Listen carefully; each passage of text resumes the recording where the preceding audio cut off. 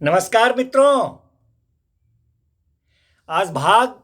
324 में हम चर्चा करेंगे बीएनएसएस 2023 के सेक्शन 447 पर। Section 447 BNSS 2023 says about power of High Court to transfer cases and appeals। माननीय उच्च न्यायालय का मामलों को व अपीलों को अंतरित किए जाने की जो शक्तियां हैं उनके बारे में ये सेक्शन हमें बताता है। मित्रों, कहता है ये सेक्शन कि जब कभी माननीय उच्च न्यायालय को यह प्रतीत करा दिया जाता है, क्या प्रतीत करा दिया जाता है? उनको ये प्रतीत करा दिया जाता है कि उनके अधीनस्थ किसी दंड न्यायालय क्रिमिनल कोर्ट में रिजू या पक्षपात रहित जांच या विचारण नहीं हो सकेगा। जब उनको यह प्रतीत करा दिया जाता है कि उनके अधीनस्थ किसी क्रिमिनल कोर्ट में दंड न्यायालय में किसी मामले का पक्षपात रहित या रिजू विचारण या जांच नहीं किया जा सकेगा, फेयर एंड इम्पार्शियल इंक्वायरी और ट्रायल नहीं किया जा सकेगा, जब इस तरह का प्रतीत करा दिया जाता है, या फिर उनको ये प्रतीत करा दिया जाता है कि किसी असाधारणतः कठिन विधि प्रश्न जो है उसके उठने की संभाव्यता है, some question of law of unusual difficulty is likely to arise, या फिर उनको यह प्रतीत करा दिया जाता है माननीय उच्च न्यायालय को कि ये जो धारा है 447 बीएनएसएस 2023, इस धारा के अधीन कोई आदेश इस संहिता के किसी उपबंध के द्वारा अपेक्षित है या पक्षकारों अथवा साक्षियों के लिए साधारणतः सुविधाप्रद होगा, ये उनको प्रतीत कराया जाता है, अथवा ये प्रतीत कराया जाता है कि न्याय के उद्देश्यों के लिए समीचीन है, expedient to the interest for justice, expedient for the ends of justice,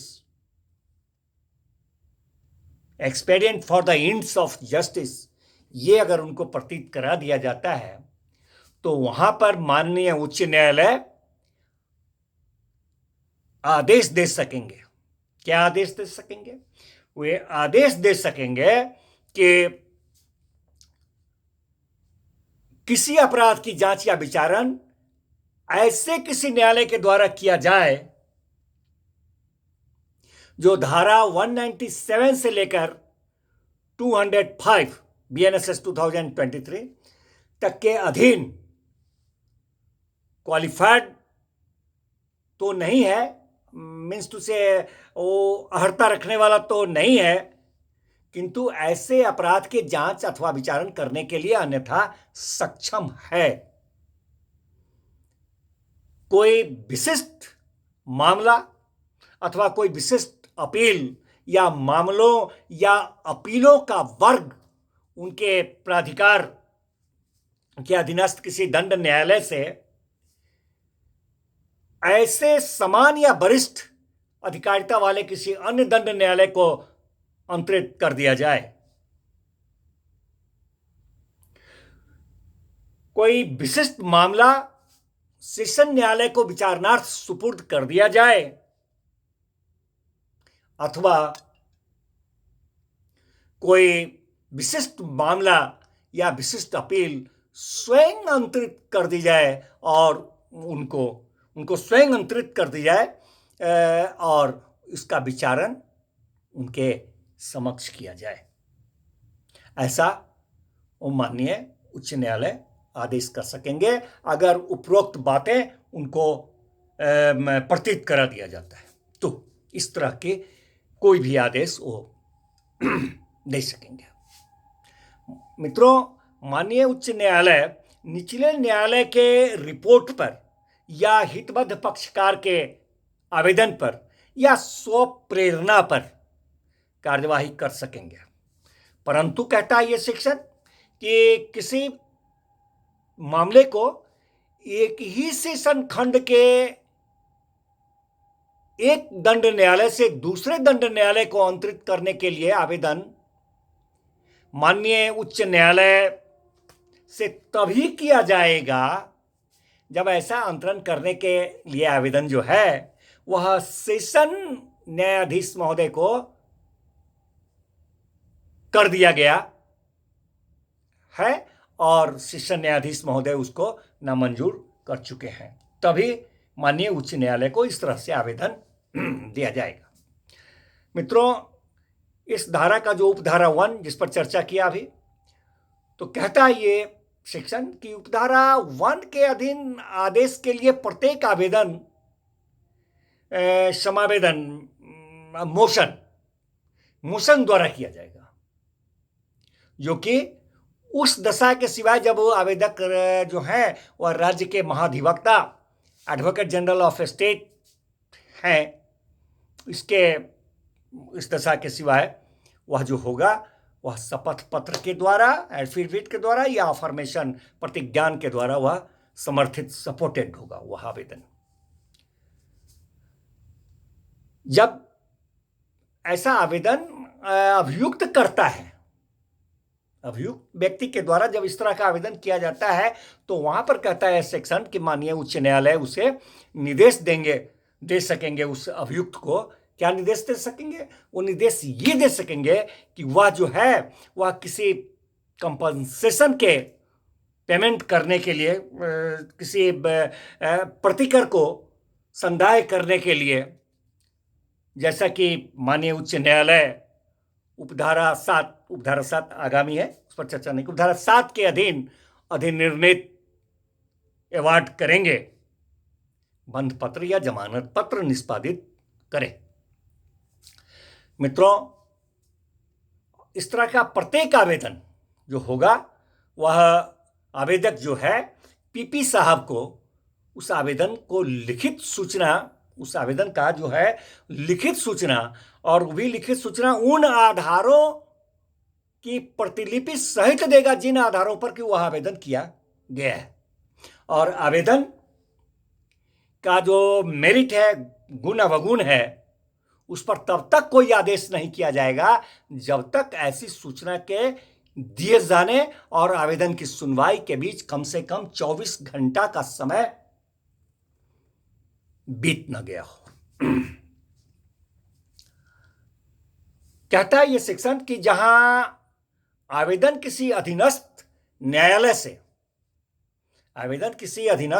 से कोई मामला या अपील अंतरित करने हेतु है,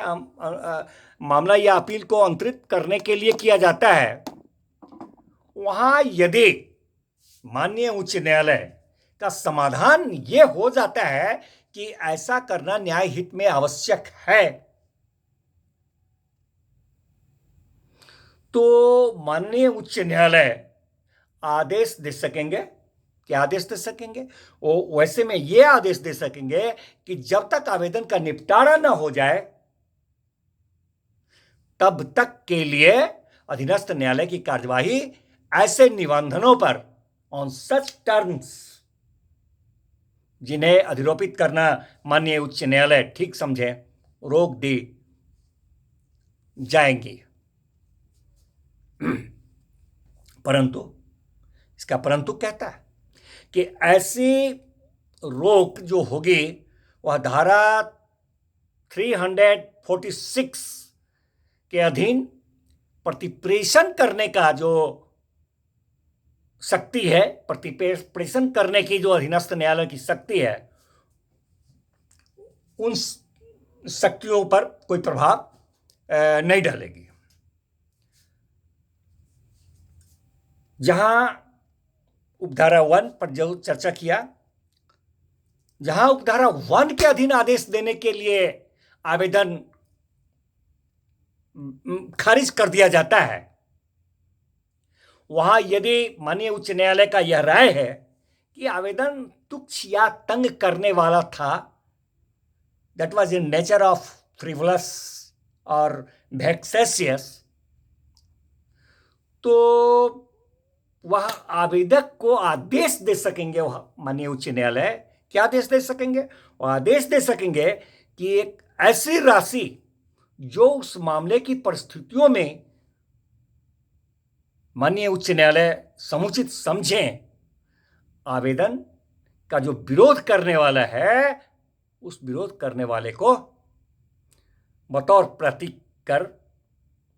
उसको वह दे। मित्रों, जब माननीय उच्च न्यायालय किसी न्यायालय से किसी मामले का अंतरण अपने समक्ष विचारण के लिए करने का उपधारा 1 के अधीन आदेश देते हैं, जब माननीय उच्च न्यायालय किसी न्यायालय से किसी मामले का अंतरण अपने समक्ष विचारण करने का उपधारा 1 के अधीन आदेश देते हैं, तो वहां पर कहता है ये सेक्शन कि वो जो आदेश देते हैं तब वे उस विचारण में उसी प्रक्रिया का अनुपालन करेंगे जिस प्रक्रिया का मामले का ऐसा अंतरण न होता, तो वैसी दशा में वह न्यायालय करती उसी प्रक्रिया का अनुसरण उसको फॉलो करेंगे। मित्रों, कहता है ये सेक्शन कि ये जो धारा है 447 BNSS 2023, ये सेक्शन कहता है कि इस धारा की कोई भी बात सेक्शन 218 BNSS 2023 के अधीन सरकार के किसी आदेश पर प्रभाव डालने वाली नहीं समझी जाएगी, इस धारा की कोई भी बात। धन्यवाद मित्रों, मिलते हैं फिर नेक्स्ट भाग में नेक्स्ट सेक्शन के साथ। धन्यवाद।